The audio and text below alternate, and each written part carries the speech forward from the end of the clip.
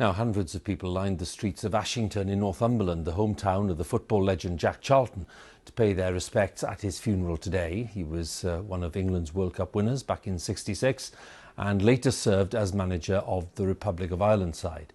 A small private service was held in Newcastle in keeping with current restrictions. Our correspondent Danny Savage was there.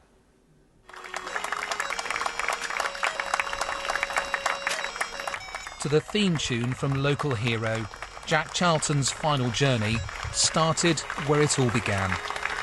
He was incredibly proud of his hometown of Ashington, so his family wanted him to have one last tour of it. This, after all, is where he and his brother Bobby paraded in 1966 after winning the World Cup. He was part of England football's finest hour and went on to manage too. Fast forward several decades and the affection is undiminished. The people who live here turned out in their droves. I danced with him at the harmonic when I was about 16. He could play football, but he wasn't very good at dancing. Everybody loves Jack Charlton in Ashington. He's a big, big part of Ashington, and he's going to be a big miss. He's worked hard, he got out of the pits, as it were, and became a professional. He's just a great role model for all young people. Because of coronavirus, many of Jack Charlton's own relatives are unable to attend the funeral today. In normal times, it would also have seen many famous faces from the world of football, but it's hoped they will all gain some comfort from the number of people who've turned out on the streets of Ashington today to pay their respects. He was a man of the people.